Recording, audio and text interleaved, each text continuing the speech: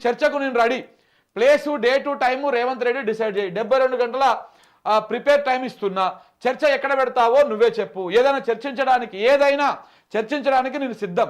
రాష్ట్రంలో ఏ వర్గం హ్యాపీగా లేదు, దండుపాల్యం ముఠాలా ఏర్పడి అందిన కాడికి దోచుకుంటున్నారు, బిల్డర్లు కాంట్రాక్టర్లను బెదిరిస్తున్నారు, ఒక్క కొత్త స్కీమ్ అమలు చేయలేదు, ఇచ్చిన ఒక్క హామీ కూడా నెరవేర్చలేదు, ఎక్కడికి పోతున్నాయి పైసలన్నీ, రాష్ట్రంలో 2 లక్షల కోట్ల అప్పు చేసినావు, ఈయన అధికారంలోకి వచ్చినాక 2 లక్షల కోట్ల అప్పు అయింది, మీ పార్టీ పెద్దల అకౌంట్లో పడుతున్నాయి ఆ పైసలన్నీ, రాష్ట్రాన్ని కాంగ్రెస్ పార్టీ ఏటీఎం లెక్క మార్చుకున్నది, నువ్వు కోవట్ అనడానికి ఎలాంటి సందేహం లేదు, చంద్రబాబు కోవట్ లాగా పనిచేస్తున్నావు. ఎందుకంటే బనకచర్ల విషయంలో ఆయన మాట్లాడిండు, నీళ్లను ఆంధ్రాకు నిధులను ఢిల్లీకి పంపుతున్నావు, 100 సీట్లు గెలుస్తామని అంటున్నావు కదా, ఫస్ట్ కొడంగల్లో జడ్పీటీసీలను గెలిపించుకో, వచ్చే ఎన్నికల తర్వాత రైతు బంధు వెయ్యవు, సీఎం రేవంత్ రెడ్డి పైన కేటీఆర్ ఆగ్రహం. ఈయన ఇలా చాలా విషయాలు మాట్లాడడం జరిగింది. కేటీఆర్ గారు ఒక్క కొత్త స్కీమ్ కూడా అమలు చేయలేదు, మీరు వచ్చినాక ఒక్క పథకం కూడా అమలు చేయలేదు, ఒక్క హామీ కూడా, మరి వచ్చిన పైసలన్నీ ఎక్కడ పోతున్నాయి, తెచ్చిన అప్పంతా ఎక్కడ పోతుంది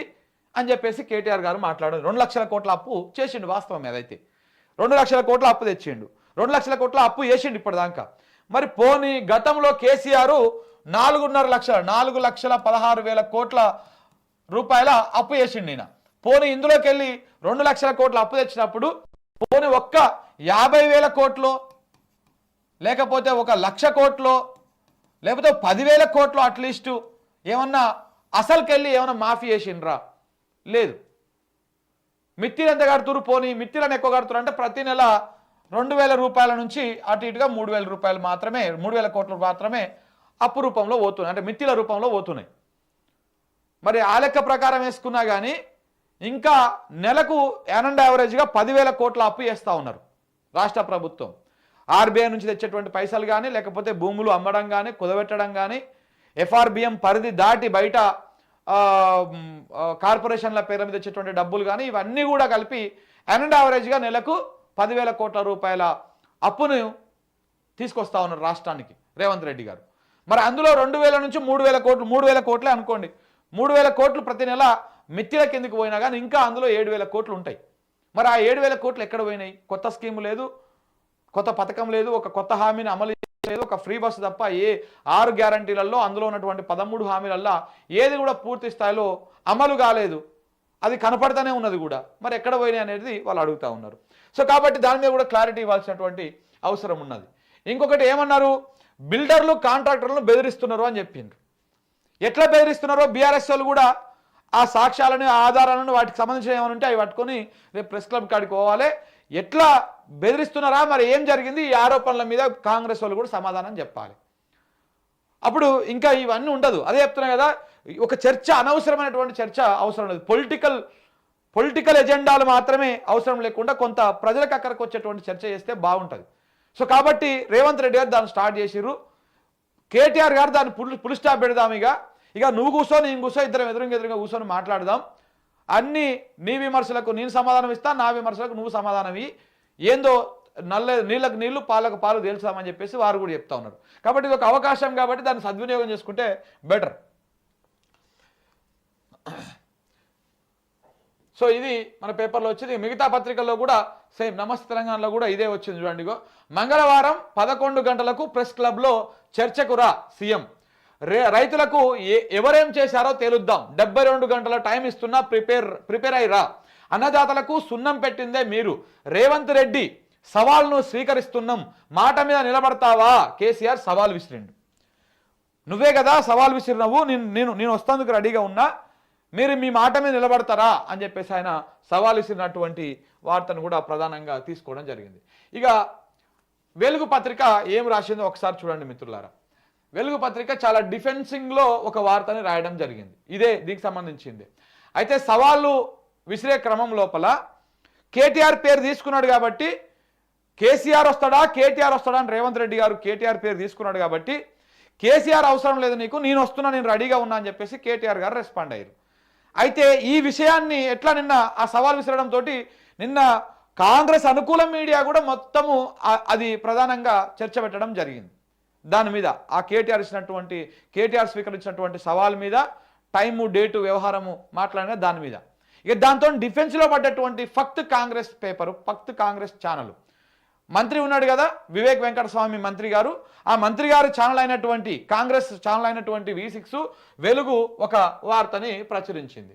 సవాళ్లకు రాని సారు, మౌనం వీడని ప్రతిపక్ష నేత కేసీఆర్, చర్చకు అసెంబ్లీకి రమ్మంటే ఫామ్ హౌస్కే పరిమితం, అన్నింటికీ కేటీఆర్ లేదంటే హరీష్ రావు ముందటికి, 10 ఏళ్లు సీఎంగా నీళ్లపై విధాన నిర్ణయాలన్నీ కేసీఆర్వే, కాళేశ్వరం నిర్మాణం కావచ్చు, ఏపీకి నీటి వాటాలు ఆయన హయాంలోనే, వాటిపైన అసెంబ్లీలో సమగ్రంగా చర్చిద్దామని సీఎం రేవంత్ రెడ్డి సవాలు, ఉద్యోగాల భర్తీ రైతు సంక్షేమం పైన తేల్చుకుందామని తాజాగా ఛాలెంజ్, స్పందించని అపోజిషన్ లీడర్, పార్టీ మీటింగ్స్లో మాత్రం ఇక యుద్ధమేనంటూ ప్రకటనలు, చర్చకు కేసీఆర్ అక్కర్లేదు తాము వస్తారని కేటీఆర్ రియాక్షన్, ప్రతిపక్ష నేతకు సవాల్ చేస్తే కేటీఆర్ స్పందించడం పైన కాంగ్రెస్ నేతల ఫైర్.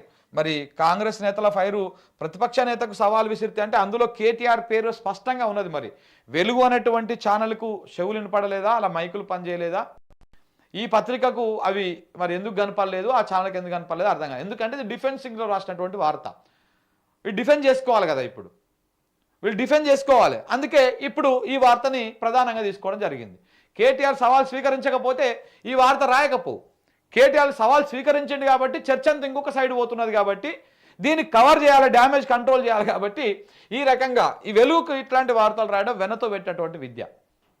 ఎందుకంటే మనకు అనుకూలంగా వార్తను తిప్పడం కోసము చాలా రకాల ప్రయత్నాలు చేస్తూ ఉంటారు. దీంట్లో ఎడిటర్లుగా ఉన్నటువంటి వాళ్ళ మైండ్ సెట్ ఎలా ఉంటుందో మనకు తెలుసు కాబట్టి నేను చెప్తా ఉన్నా. సో కాబట్టి కేటీఆర్ సవాల్ స్వీకరించి నేను డే టు టైం చెప్పేసరికి ఇగో సవాళ్లకు రాని సారు, మౌనం వీడని ప్రతిపక్ష నేత కేసీఆర్ అని చెప్పేసి పెద్ద టైటిల్ పెట్టేసి రాసిరు అనమాట. ఇది చూసిన వాళ్ళు ఏమనుకోవాలి, అరే అమ్మ నిజంగా కేసీఆర్ వస్తలేడుగా పిలిచినా అని చెప్పేసి. కానీ కేటీఆర్ మాట్లాడిందని ఒక కింద పెట్టించడానికి గిత్త, ఇగో కేసీఆర్ అక్కర్లేదు నేను చాలు, 8న ప్రెస్ క్లబ్కు వస్తా చర్చకు రెడీ. ఇదేమో గింత అంతా ఏమంటారు కంది గింజ అంత అక్షరాలంతనేమో ఇది చిన్నగా ఉంటుంది, తాటికాయంత అక్షరాలతోటి, తాటికాయంత అక్షరాలతోటి ఏమో సవాళ్లకు రాని సారు అని చెప్పేసి ఇంత పెద్దగా ఉంటుంది అన్నమాట. అంటే వార్త ప్రజెంట్ చేసే విధానము, ప్రజలకు ఏమి చెప్పదలుచుకున్నది ఈ పత్రిక అనే దాన్ని ఇక్కడ మనం చూస్తే అర్థమవుతుంది. సో ఈ రకంగా ఈ వార్త రాయడం జరిగింది వెలుగు పత్రిక, కాంగ్రెస్ పత్రిక. ఇక పోతే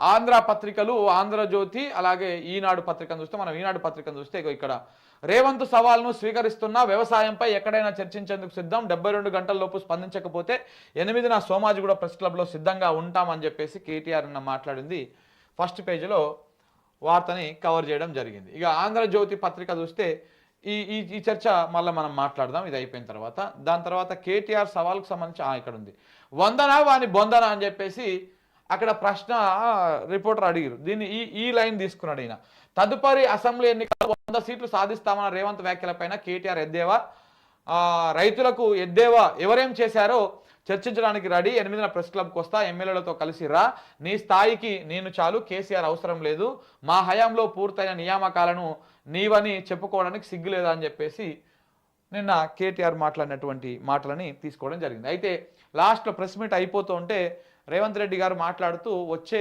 ఎన్నికల్లో 100 సీట్లు ఎమ్మెల్యేలను 15 సీట్లలో ఎంపీలను గెలిపించుకుంటా అంటే వందనా వాని బొందనా అని చెప్పేసి ఆయన కొంత సెటరికల్గా మాట్లాడిన దాన్నే ప్రధానంగా తీసుకొని రాసిర్రు. దాంతోపాటు తదుపరి అసెంబ్లీ ఎన్నికల్లో అదే కేటీఆర్ ఎద్దేవా చేసి అని చెప్పేసి రాసిర్రు. ఈ చర్చకు వస్తున్నామని కూడా ఇందులో పొందుపరిచారు. ఇది ఆంధ్రజ్యోతిలో రాసినటువంటి వార్త. ఇక ఎలాగో నమస్తే తెలంగాణలో ఎట్లా ఇదే ఫస్ట్ వార్త రాస్తారు కాబట్టి ఇదే రాశారనమాట. సో ఇది కేటీఆర్కి సంబంధించినటువంటి అంశం.